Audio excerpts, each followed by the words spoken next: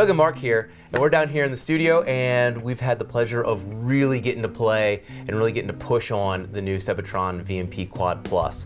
It's a 4-channel tube preamp. It's kind of the next generation from the original VMP series. There was a VMP1, the VMP2, and the VMP4. And what's really cool about this preamp is, you know, when Sebastian was first telling us about it, he was like, oh, you're gonna be like, when you get in there and you start using it, you can really dial in your sound. And I was like, okay, yeah, the original one was, I don't want to say a one-trick pony. It had its sound, and it did its sound, and it sounded fantastic. And so when we brought this in, we started doing some studio training. We've been really big on doing drum kits recently. We've been training the drum guys more about pro audio, and training some of our newer guys more about some recording techniques in this. We thought the VMP would be an awesome addition to this. And as we started playing with it, just unbelievable the versatility we got from it. We kind of had to stop and like look at it and like, wait, what's going on here? And it's just really impressive what the guys over at Sebatron have been able to create. I mean, what were some of your first? I mean, it was pretty exciting because I know a lot of the times, you know, we try to explain the concept of what happens when you push the input stage of a preamp versus the output stage. And it always seems to be lackluster when you're showing it to somebody in person because the differences are so nuanced. But this is the first time. It's subtle. It's almost always subtle. But this was like, especially on the drums, was instantly hit playback, and it was, wow, this is really actually something exciting is happening. So, yeah, I mean, maybe the thing to do is talk about our methodology of like what we're going to show you. So we were in there and we were like, okay, there's this new cool switch. So maybe we take a step back. Let's talk about the old 4000 was this really cool piece. It kind of like the tube vintage gets kicked around a lot. It had a vibe to it. It had a sound. And the idea with this newer one was that you're going to be able to get cleaner tones out of it. It's not going to always be this really pushed kind of tube sound. So what he did was he cleaned up the circuit by, instead of having a multi-stage high pass and low pass filter, you get an air band and you get neutral. You get a low cut filter, which is awesome for like vocals and guitars. Yeah. And by taking some of the additional filters out of it, cleaned up the signal path. Then he also, the old one was just an output stage. So the input stage was just a pad. You could pad it down to bring a hotter signal in. With this one, you've actually got a dial. So you can now dial in your sound.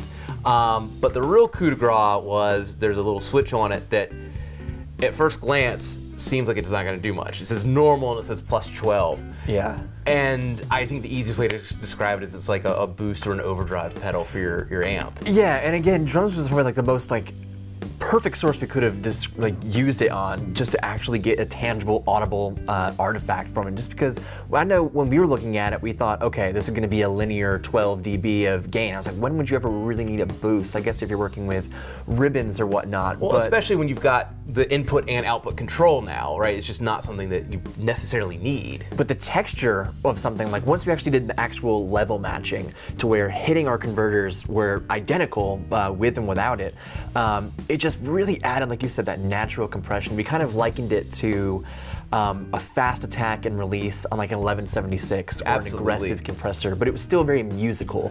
You're still getting that tube glow, and like the cymbal sustain just sounded really just up there and present. And I mean, we're using somewhat brighter microphones with the 184s for the overheads, and it still sounded organic, it still sounded natural, like it never got harsh even when we were driving it.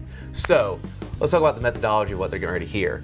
It's almost impossible to explain how much versatility the preamp has. I mean, we're still kind of surprised by this, amazing. But what we did was we took all 4 channels, we had the input gain at like essentially 0. It just kind of like normal gain, not pushed, nor not trying to overdrive it, we're not trying to underdrive it, it was just at normal.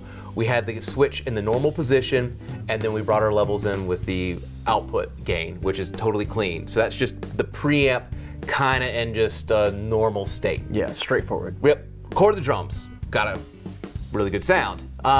Then what we did was we left the preamp settings where they were, flipped in from normal to the 12, which is kind of, again, as we're talking about, it's like it's texture.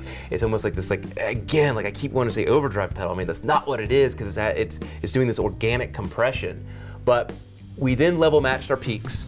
So we're peaking at the same point. So we brought our levels in the output down, and it wasn't a full 12 dB down, which was interesting also. Yeah, it was a hair depending on the kick, snare. Exactly. Subtle. But what you're gonna hear on the second one is a little less kind of attack on the drums, but more just more of the drums. There's just more information there. It's like the compressor's running on Even it. looking at it from like a visual standpoint, we were just looking at the waveforms. Even though the peaks are identical, on the overheads on the first pass with just things straight up, it was definitely more dynamic. This is just one large waveform, but it's not like crunchy. It's not oversaturated. Absolutely. It's just kind of it's still musical. Exactly. You know, one of the guys was asking, hey, would you still compress this? And it's like, yeah, maybe, depending on what you're trying to work with.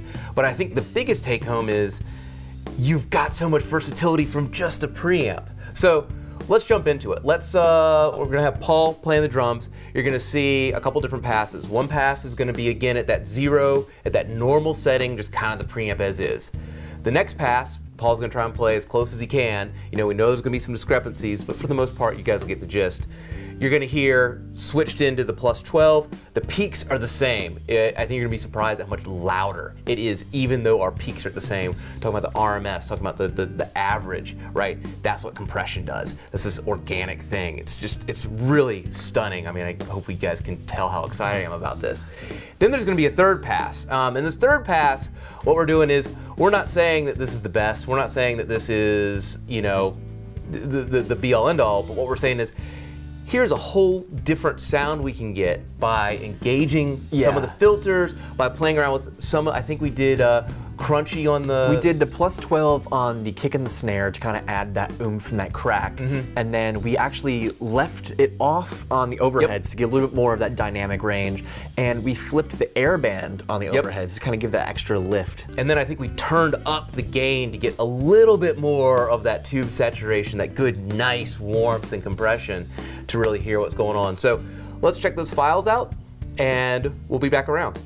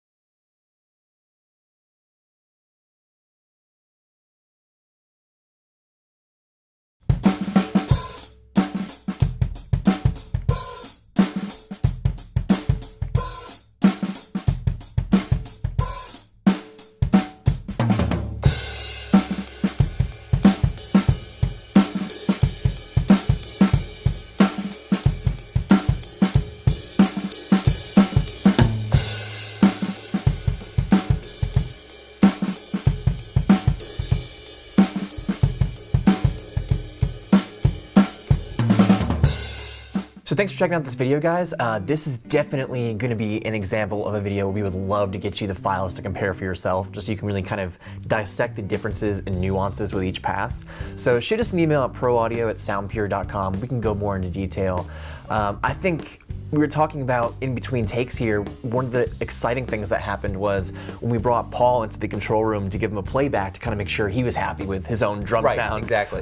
He was like, okay, cool, now can we hear just the sound of the preamp? I was like, yeah, there's no processing done, it's just the solid sound. I mean, you know, and we're trying to really teach him more of the pro audio side of things, and he's getting into recording, and so he was asking a lot of questions, and he was kind of scratching his head like you were able to do this with just the preamp. And I think that's the magic of this is, you know, this is just drums, vocals, guitars, acoustic and electric. Yeah, what happens when you put a bass in there and The mess DI, with the plus 12? I mean, it's just, there's so much flexibility in this unit, and you can really get a lot of different kind of sounds and feels. Again, talking about this kind of natural compression that it does when you're really driving the unit, you're getting that saturation, you know, you start to be closer to having this finished product up front versus, oh, I'm gonna fight with it in the mix. It's kind of ready to go. So we say this all the time. You gotta hear this stuff in your studio. I'm gonna say it again for this one, like, I don't think you all will really understand just how flexible this is and how powerful it is to have this much control at your fingertips until you try it. So definitely, this is one that you guys should hear in your studio. This is definitely one that goes try before you buy. Yeah. Let us know if you got questions. We're gonna post the files. You guys are gonna see some of the WAV files as well. And if you got questions, hit us up. We love talking about this gear.